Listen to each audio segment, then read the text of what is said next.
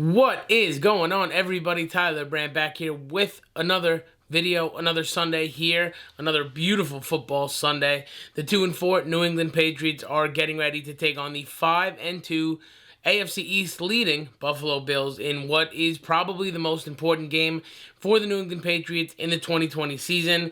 So without any further ado, let's break it down. Let's get into it. Let's do it. Just some things to know going into this game. First, if you haven't heard already, Jules is out for this game. Julian Edelman got a little bit of a procedure done on his knee. He's on IR, so he'll be out for at least the next few weeks, which means the Patriots wide receiving group going into this week, because there's no N'Keal Harry either.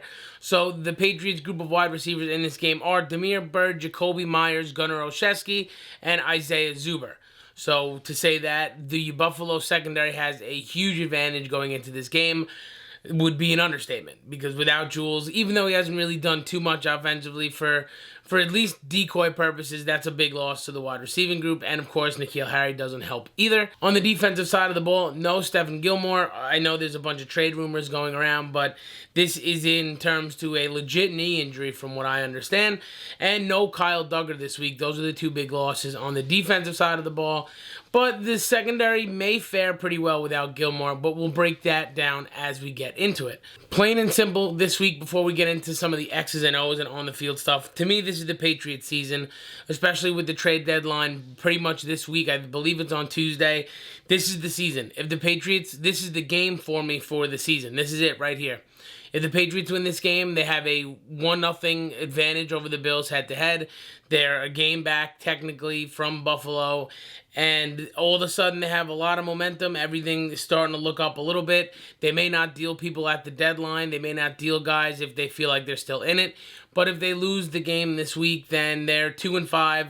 They're behind the Bills even more in the loss column. They've already lost a head-to-head matchup, and the schedule still gets a little bit tougher before it gets any easier.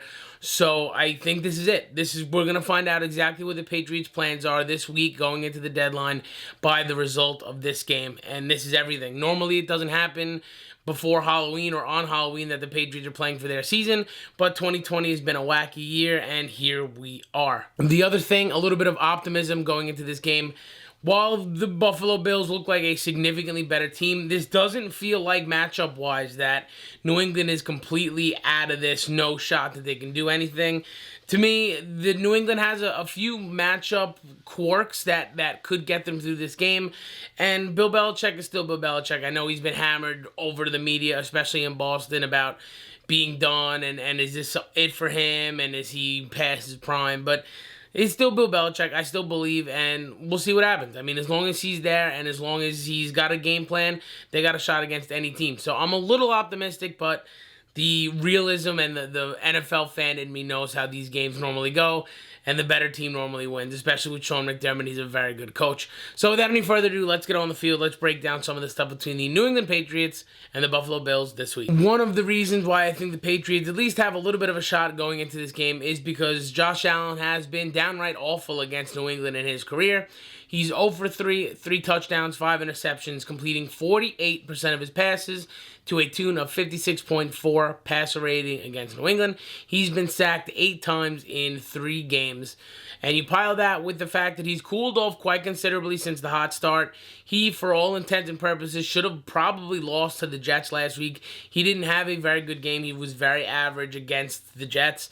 So I think if they lose, if the Bills lose that game, to the Jets, I think the narrative to this game changes a little bit. But I don't think the Patriots defense is completely sent out into the middle of nowhere with Josh Allen. They're a confident group, and I think they'll be able to really stifle him a little bit like they have done for most of his career. Now, offensive coordinator Brian Daboll has a lot this season tried to get the ball down the field early, and often they're one of the heaviest passing teams, especially on early downs, and that, of course, plays right into New England's strengths. Even without Gilmore, J.C. Jackson has probably been the best cornerback on the team, and he's playing, and I think that plays right into New England's strengths. The safety group has been very good this season. Again, that Buffalo passing attack plays right into New England's strengths.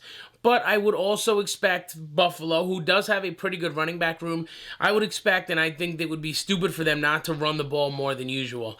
If anybody that is in the NFL watched the game tape of the San Francisco versus New England game last week, you would have saw that the Patriots are completely susceptible to any real strong running game, and if you can put the ball on the ground and move the ball against them, you'll be able to move the ball against them, especially in a lot of different ways if you're physical up front, because of the packages that New England plays with their linebackers and them being a smaller group overall. So moral of the story, it wouldn't surprise me, especially with John Brown, Isaiah McKenzie on the outside, getting them in motion, getting them the ball, kind of like San Francisco did with Deebo Samuel and Brandon Ayuk.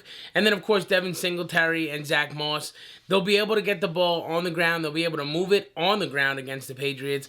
And if they can get outside like San Francisco did, they'll have quite a good day on the ground, which would, again, suggest a long day for the New England Patriots defense. So to sum up the Bills' offense, they'll try to get the ball down the field early and often. It's something they love to do with Brian Daboll, but they would be very naive to not run the ball at all against New England, because it is a massive, massive weakness that everybody saw last week on a national scale when San Francisco came in and blew their doors off. So let's jump from the Patriots defense to the Patriots offense, and this week, Cam Newton is front and center, and I know they haven't made it easy on him. Of course, with Jules not being there, it's not going to be any easier against a pretty good secondary. Although a defense that has been really below average overall, it's not going to be easy.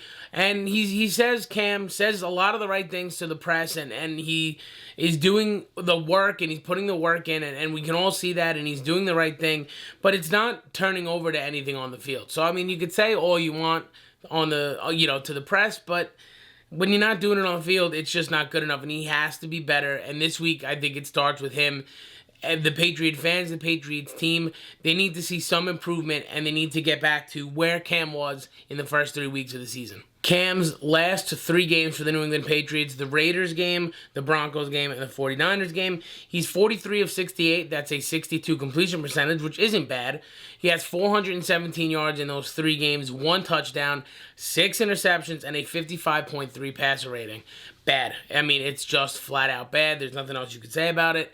So I think he's got to be better. The Patriots, again, with no Jules, Devin Asiasi isn't traveling with the team today, so he's not getting a lot of help. He just, quite frankly, isn't getting a lot of help. But they do need to do something with the passing attack.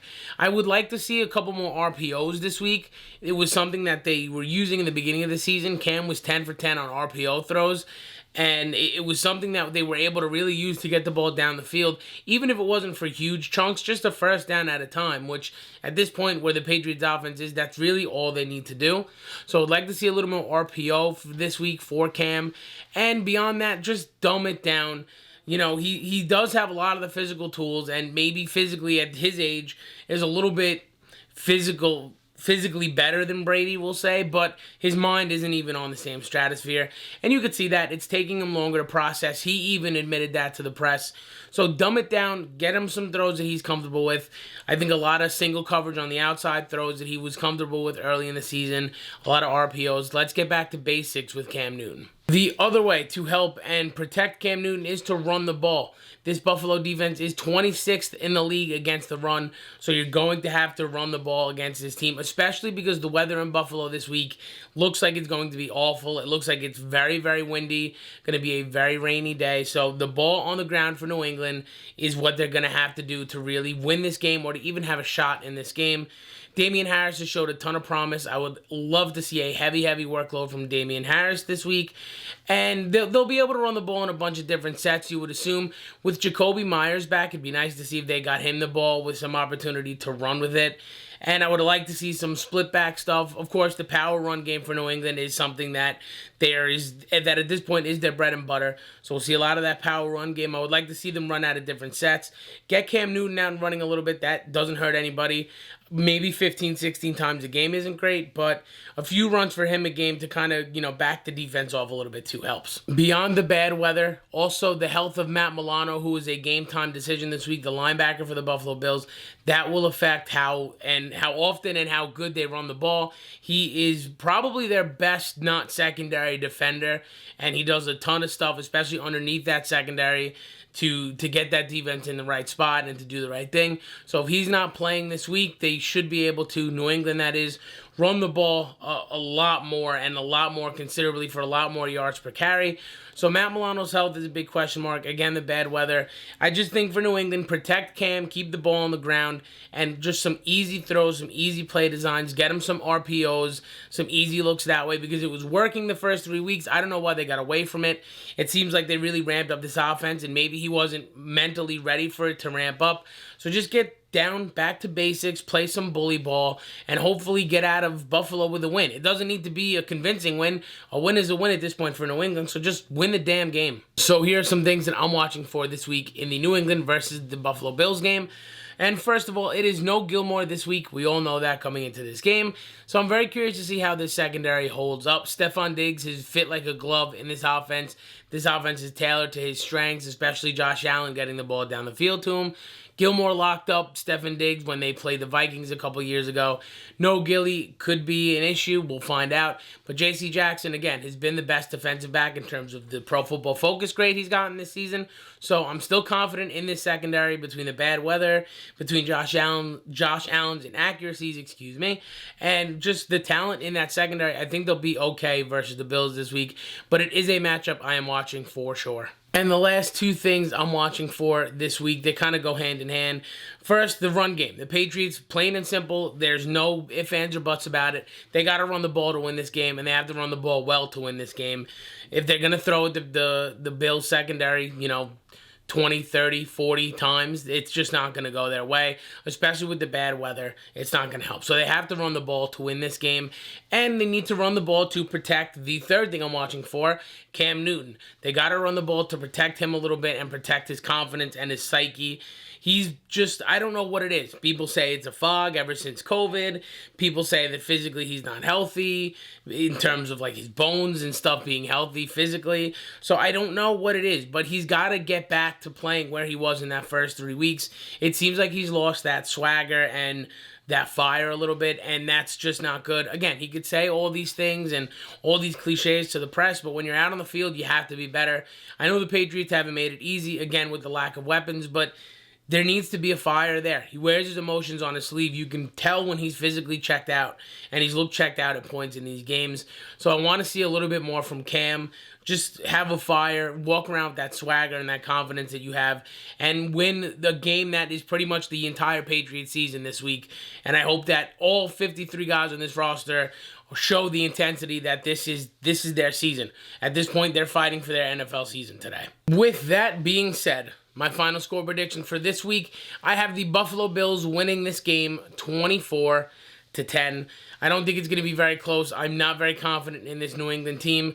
The bad weather favors New England a little bit, and there are some matchups that they can exploit, but they look like a bad team. They're doing things that bad teams are doing. And on the other side, while Buffalo has really stumbled a little bit as the season's gone on, they're very, very well coached by Sean McDermott. Brian Daboll has done a great job up there. They're very well coached. And they look like a better team. They're doing things that winning teams are doing. They're finding ways to win games even when they're not having great games. Look at last week against the Jets. There's just little things that I think that they're doing that New England used to do when they were winning. So I think New England loses this game. Buffalo wins 24-10, and the floodgates next week will be wide open. Guys trading, or guys staying or going. The Gilmore stories will run rampant. There's going to be an entire floodgate of things happening. And I think next week is going to be a wild week for New England when they lose, or if they lose this game to the Buffalo Bills. In terms of getting your money in good, Buffalo is a 4-point favorite in this game. I would hammer Buffalo as a 4-point favorite. I think they're going to win by a couple scores. The money line is Buffalo minus 220.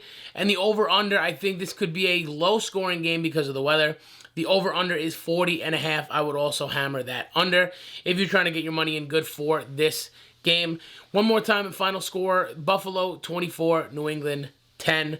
That's going to do it for me here on this pregame show, again, between Buffalo and New England. I'm Tyler Brandt. Subscribe if you haven't already. We're growing every single day. We're starting to get that sub number up. We're on the road to 200. We're, again, every single day getting one or two of you guys subscribed, and I appreciate it so much. I know I haven't said it in a while, but nothing has changed. I do appreciate it so much. Follow me on Twitter at the Tyler Brandt, on Instagram at Talking Pats. We could chop it up. I'll be live tweeting the game. Get at me in the comments down below. Give me some predictions. What do you think is going to happen today? Shout it out. Let's chop it up about New England on YouTube. What do you think? Give me some stat lines, some predictions in the comments. Until next time, good luck, Patriots. Their season's on the line today. I'm Tyler Brandt. Stay safe, be good, and I'll catch you on the postgame show.